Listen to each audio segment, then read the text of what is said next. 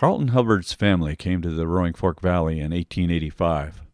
Carleton Hubbard was born in 1929 and grew up in the 1930s. His father was on town council and served as mayor during the mid-30s. Here Carleton remembers his father and that time. Carleton Hubbard, thanks for being part of the Big Read program, and thanks in advance for all that your family and generations of Hubbards have done for this valley. I want to start by asking you about your recollections of your childhood. You grew up, you were born in 29, right? Correct. And so you were a youngster during the 30s. Can you talk a little bit about that?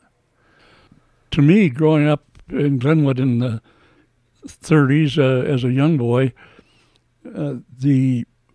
although they told me that the Depression was on, I didn't know that we didn't have everything that we would have in a non-Depression time.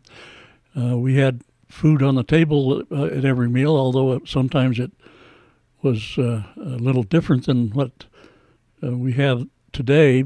But it was just a matter of there was no adjustment because there was nothing to compare it with. I had nothing different. This was the only thing I had known all my life.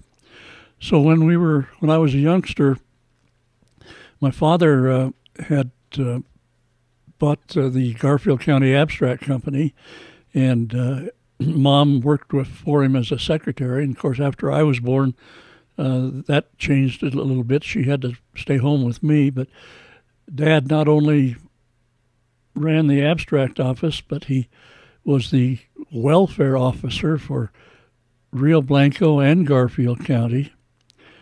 He sold insurance, and he was also the secretary of the Chamber of Commerce of Glenwood Springs. He was the very first one, starting in 1918, I think, when the chamber started. He was a secretary.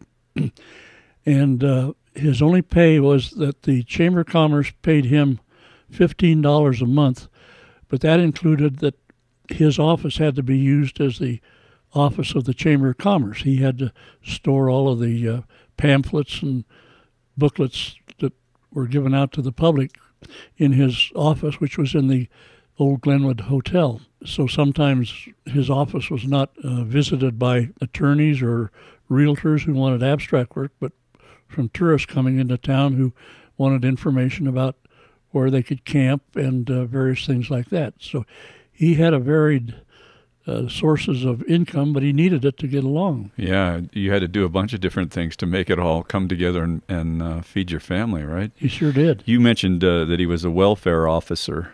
Do you have any recollections of what he did in that capacity during that time? You know, I think that it was before the present welfare system came into effect, and people actually contacted him about their needs, and he then would pass it on to the county. He was just the officer in charge, and I know in my collection of, quote, stuff that I have were some funny letters from people that had written in that wanted help, and they had to have some proof in this, but he was technically the contact between the needy and the county and the state, who I guess at that time it was a state job, and that's what he did. He must have been a busy man during that time in that capacity, because there were a lot of people needing help at that time. Indeed there were. You talked about the food, that sometimes the meals were a little different than what you had later on. What was a typical meal back then? Well, one thing I can remember that Mom would serve me, and I was a puny little kid. I really was when I was growing up. I was skinny, and so I didn't really require much food. But I can remember several times a week, my meal consisted of a glass of milk with a piece of bread broken up in small pieces and put into the glass of milk. And you just kind of eat it with a spoon, or then drink the milk at the end. And cereals, and about every 2 weeks we might have a chicken. And Mrs. Hopkins had a little ranch right out on the south side of the Roaring Fork River across from the cemetery. And she would deliver eggs and chickens or whatever you wanted in. And so we'd have a chicken maybe twice or once every 2 weeks. And then one day, she fried, I thought it was chicken, and she put it on the table, and it looked funny to me. I'd never seen a four-legged chicken before, but it turned out that it was a rabbit. And so Mrs. Hopkins sold rabbits as well as chickens, and that was our main food. I don't ever remember having steak or anything. We may have had hamburger, but there was a lot of stew and goulash and things like that. So you really had to stretch whatever you had to make. So there wasn't a lot of meat, but more grains and eggs and milk. Indeed, yeah. Now, I'm not sure everybody was that way, but that was our house. And Mom, and I think all the ladies in town, did an awful lot of canning of fruits and vegetables. So we had a basement full of things that she had prepared. You have done a lot of studying and are basically a historian of Glenwood history. What have you found that was going on in the 30s in Glenwood in the valley? For instance, in 1932, the Citizens National Bank, which was the second bank in town, went under. It was during the Depression, and the Division of Currency took it over, and most everybody that had money in there lost it, although there was rumors that some of the officials of the bank knew about this coming and were able to get out with some of the money. But the Citizens owned the building at that time at 801, 803 Grand Avenue, which is now it's called, I think, the Citizens Building. And in 1935, the official who was ever in charge of this for the government sold that building to a gentleman by the name of George Summers, who was a sometime visitor from back east, and I think he bought the entire building and the whatever else went with it for about $5,000 at that time. So that big 3-story building went for $5,000 in the 30s? Yeah, it did. I remember living on Colorado Avenue at 916. We were right behind the city hall, but the people who came around and needed and wanted food, we were referred to as hobos, and they would ride in on a freight car, and when the train would stop in the Funston area over in North Glenwood, where the Two Rivers Park now is, they would jump off the train and cross the railroad bridge and come into town and go up and down the alleys of town, knocking on doors. And most of them were very polite, and they would ask if you had any work for them that they could do for food or money, and if not, could you just give them a handout? And I remember Mom a time or two making a sandwich for someone who came to the door, and he just sat on the back porch and ate it and went away. They never caused any trouble or anything. And so that was the most visible sign to me of people having hard times in that time. You contrast that with today.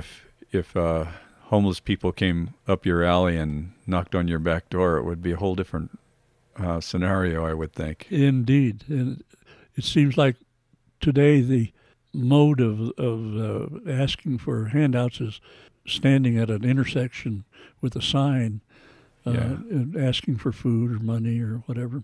I do remember that we had an ash pit out and back, and everything that would burn went in there, and you lit that fire into that periodically, and then the city would come around and shovel the ashes out of it and haul it away. And isn't that interesting? Talk a little bit about that, because that's one of the things that I can vaguely remember about. I don't know that we were still burning trash when I was a kid, but there were these incinerators on the alleys. These concrete, about 4 or 5 feet square and about 4 or 5 feet high, and it had 2 holes, one in the top for ventilation and to put the burnable stuff in it. and then a hole down at ground level on the alley side that you would also open for ventilation, but it also was a means for the city to, because they were in charge of the garbage at that time. They would come around with their truck periodically, and their men with long-handled shovels would go in there and try and clean out whatever was in the ash pit. Where did they take the ashes? Did they? To the city dump. Oh. Well, the air must have been something to breathe back then. You know, our consciousness about the air quality. Yeah. You're burning your trash in the back of your house, and you're burning coal mostly in your furnace. Yeah, that was not the best of climates. But anyway, you talked about the guys getting off the train. I just wanted to go back there for a minute. Do you remember hobo camps around Glenwood? Hoovervilles, if you will? They seem to congregate along the river, as I recall, just up from the depot. There was a place called the Hobo Cave, where a lot of them congregated, and just at the mouth of the canyon. Yes, just the far east end of what would be 7th Street. Did you see them during the day, or were they camped out there? If they weren't going to get on a train and go out of town, they pretty well hung out right around there. If they weren't going up and down the alleys, looking for work or food. So when you look back on that time, your parents went through it and sort of like most parents of that time sheltered their kids as much as they could from this really disastrous decade. The 30s were they talk about the Depression being 1929, but it lasted a whole decade or more. Yes, it did. How did that time color your parents? Do when you reflect on, did they have things that having come through that experience, how did they carry themselves? I think quite well. And my dad especially, he came from a family of 10 kids, and he was the oldest. So things weren't always easy from the time he grew up. And having a home, which he and Mom had, and he even had a car, a 2-door coupe with a rumble seat. Really, they felt that they were all right. It didn't have any marked effect on them. Another thing I would mention about food, Dad was an avid hunter and fisher, and so we always seemed like we always had fish, trout available, and in the fall he'd always bring a deer down, and instead of parking the car in the garage, he hung the deer in there and skinned it and then cut it up, and it was cold enough in there. That was before they had any locker plants in town. Why, he pretty well just cut off a piece of venison whenever Mom wanted a roast or chops or something. So it was curing in the garage for a good part of the winter, huh? Exactly, yes. What other recollections do you have of the 30s and 20s? My father had been on the city council from about 1925 to 1930, and one of the jobs that he was in charge of the street, the taking care of the streets in town, and so it was under his guidance that Glenwood had its first street paving done, and that was in 1930. They paved the Grand Avenue from 7th to 10th, and then they paved from Grand Avenue east and west a half a block on 8th and 9th Streets. And he was in charge of that. He was then elected mayor, and he served as mayor from 1931 to 1935. So not only was he familiar as a father and a husband and a father, but he, as a mayor of a town going through a depression area, he had a lot of problems there to oversee and solve. But he seemed to weather it pretty well.